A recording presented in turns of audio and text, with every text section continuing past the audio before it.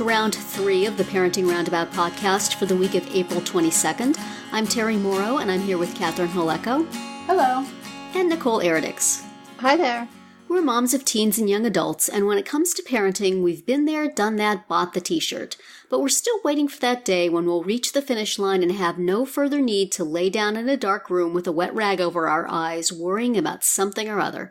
Wednesday is complaint day here on Parenting Roundabout, and our target today is insurance, but not health insurance, which is what everybody else is complaining about and talking about.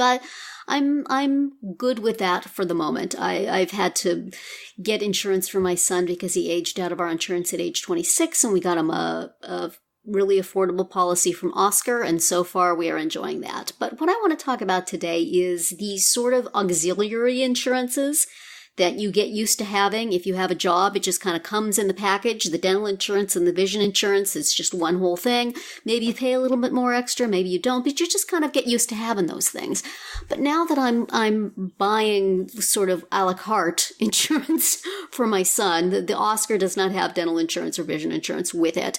I am looking at the prices on dental insurance and thinking, if he's just going to get his teeth cleaned twice a year, is this cost effective? Because it's like, how much could that possibly cost? If you're paying even like $40 a month for dental insurance, are you going to get $480 worth of dental care for that? It just seems like maybe this is something that we don't really need. So I Googled last night, do I really need dental insurance? And Google's verdict was, nah. Basically, that either you are going to put way more money in than you are going to get back, or you're going to, if you do have something really serious, it's going to cut you off after about $1,000 and you're still going to owe a whole ton of money. Yep. That's what happened to me with my horrible gums. You know, we still had to pay for most of it. Right. So then, you know, maybe it's just as well. This is one of those things where you should just pay as you go. And, you know, if you find that you generally spend more than the insurance would have cost in a year, I guess it's worth getting it. But even then, a lot of the times, it doesn't pay for everything. You know, there's still a copay, or you still pay, or there's certain procedures that aren't covered, or the dentist you like isn't covered, which is where I am now with the dental insurance we get through my husband's work.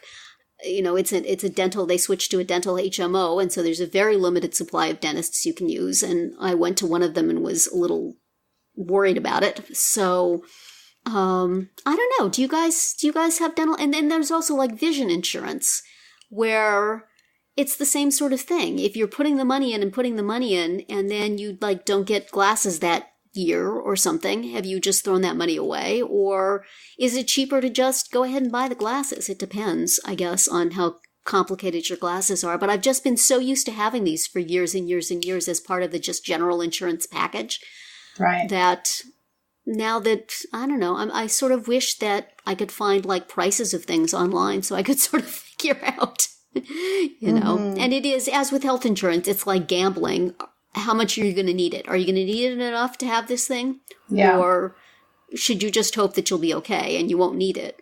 So with health insurance, I'm more nervous about that. Yeah. But with this stuff, I think I could probably pretty much pay for whatever needs to get done.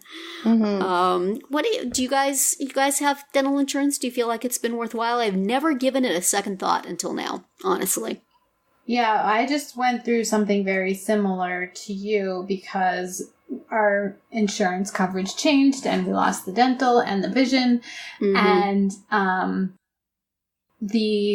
and I started doing the math like you did. Like, okay, there's 4 of us, and if we each get 2 cleanings a year, you know, how much does that cost? And because our dentist offers what they call an insurance plan, but when you look at it, it's basically 15% off of certain services, and that's it.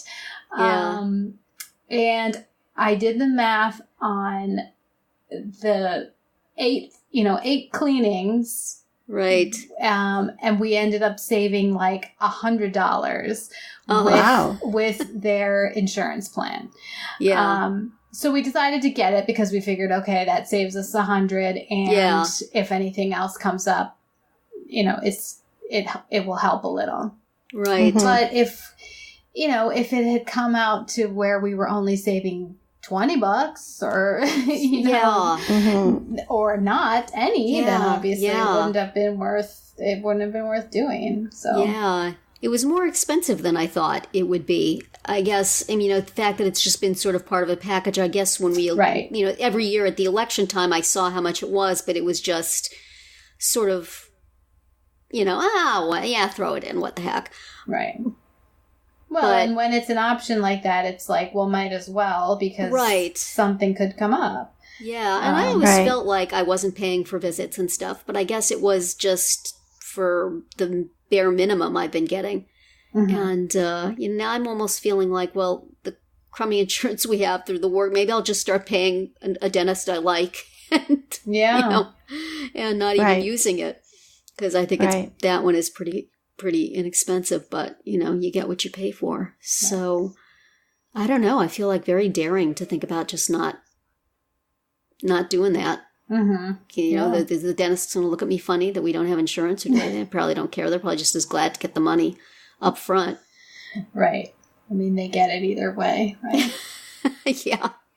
And the vision too. I mean, ours, it covered glasses and contacts up to a point, but it was always, we were always still spending a fair amount on that stuff anyway. So we haven't even started to try to do the math on that one yet. I think we're just gonna ignore it. It goes away. And then I think, like, of all those years when I had this stuff and I just never, I would go without going to the dentist and not even think about it. If I had thought, like, you are spending all this money on insurance and you are not using it, go to the dentist. Maybe I would have gone more often. Yeah, but then... And the same with glasses. I just don't go. Then they'll refer you to the periodontist that you have to pay for.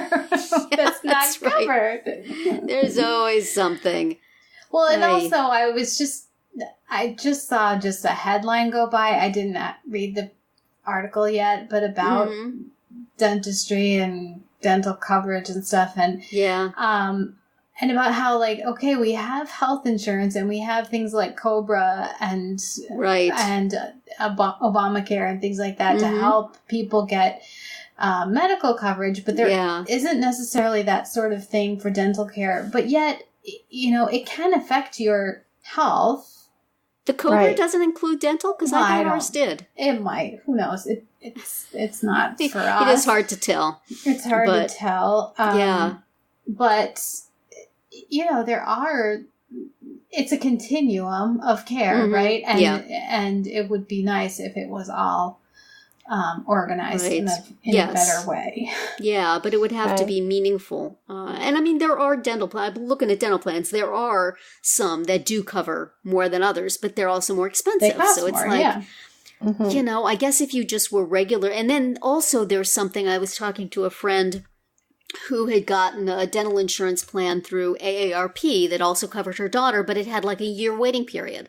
So you couldn't start to get any more complex procedures for a year. And if you did it earlier, it wouldn't cover it. So that kind of stinks. Excuse me, teeth, would you... please don't have a problem for a year, okay? That root canal cavity. Exactly. Yeah. Just hold off on the cavities for a little while, okay, teeth? Like, I have this tooth that dentists have been telling me to pull for quite some time, and it hasn't been bothering me, so I don't want to do it. And now that I have much crummier dental insurance, I'm like, well, now it's going to go. Right. And, my coverage is going to be for a guy in a Winnebago with a pair of pliers. That's pretty much the level of oral surgeon I'm going to have.